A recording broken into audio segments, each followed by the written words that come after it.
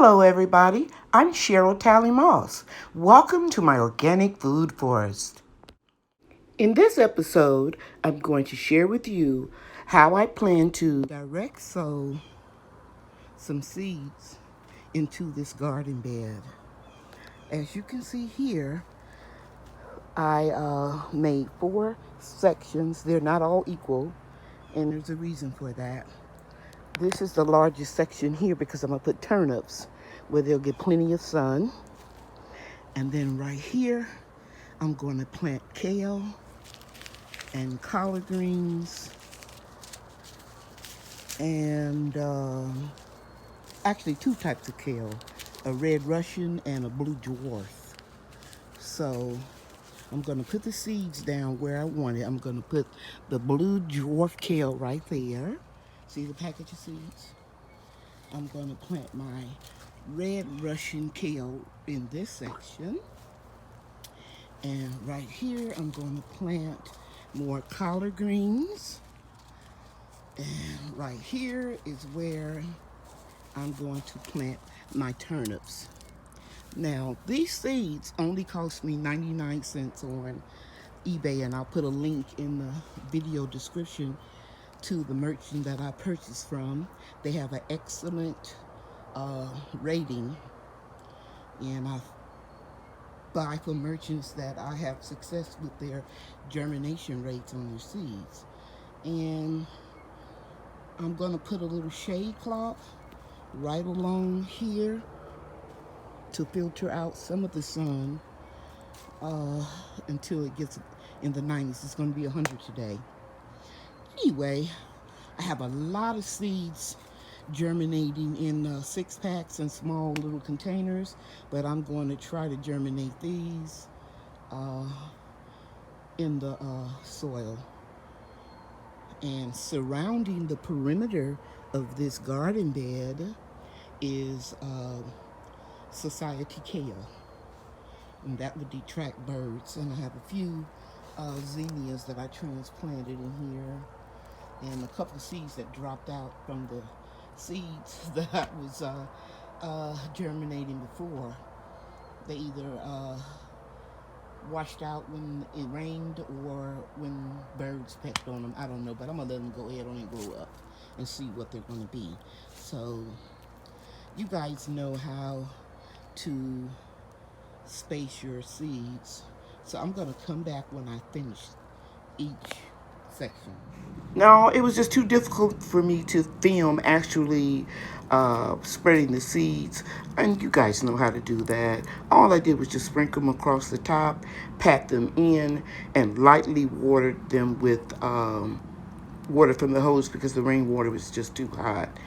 Over there was the purple top turnips. Here is the Georgia collards. In this section, I planted the red Russian kale seeds, and here I sprinkled some of the dwarf blue curly kale seeds. So I put some shade cloth, 50%, over garden bed number 1, and that will create a microclimate underneath here. That'll be about 10 degrees cooler. And if you want to know how I know, it's because I have outside thermometers, and I've, from time to time, compared and contrasted the temperatures. Another thing I want to share with you is these are okra stalks. I decided I'm going to save them this year and use them for various DIY projects around the garden. And I'm telling you guys, it's so much cooler up under here. I'm actually up underneath here, and that little breeze feels really good.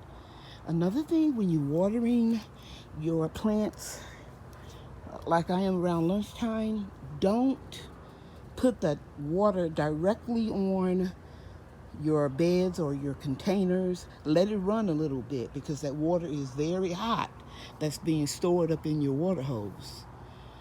Yeah. And I didn't want to use rainwater for the same reason. It was just too hot. So I had to use water out of the hose. I let it run till it cooled off. You know, like you used to when you were real little and you went outside and you played. We didn't have water fountains. We drank right out of the water hose. And you let it run a little bit and it gets a little cool. Same thing with your gardens, people. Let it run a little bit. Don't put scalding hot 102, 106 degree water on your plants. And then put a post on Facebook, why my plants burning up. Sometimes we do it to ourselves, but we live and we learn. Okay, that's all I wanted to share today. Bye now. I guess I shouldn't have said bye because I'm going to do a conclusion. It's beautiful. I started these seeds in the house in January. It took forever for them to grow, but that's okay because they're doing a beautiful job now. Beautiful. Another thing that took forever to grow were my milkweeds. Where are they? Right here. Took forever for these to flower, but it's doing a good job now. So it'll bring some more pollinators to the yard. Okay, so it's been 3 days since I put the seeds in the ground. I don't see any evidence of germination yet, but I want to share with you that I saw on the weather report that today is going to be the hottest day of the year. So I added more shade cloth on the side of this garden bed so that my seeds won't completely burn up. Let me walk around and show you a better makeshift. Just for today, I covered up the beans that I have growing in this garden box right here because you can see evidence of them trying to burn. And so I just clipped on a piece of shade cloth that will shade out the seeds. And the shade cloth, by the way, is 50%. So I'm up under here.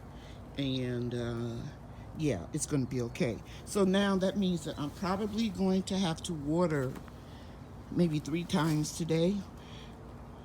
Thank goodness I'm retired. I'll just check on my seeds around noon and then around 6 o'clock to see how they're doing. And if they need more moisture, I will add them. I can see it drying out a little bit here. But I'm going to baby these. I'm going to coddle them until I can get them to come up.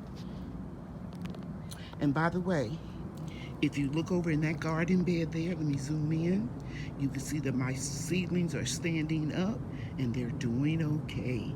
And the shade cloth that I put on this side of the bed will also block out shade, will actually block out some of the sun in this bed that you're looking at here, number 2.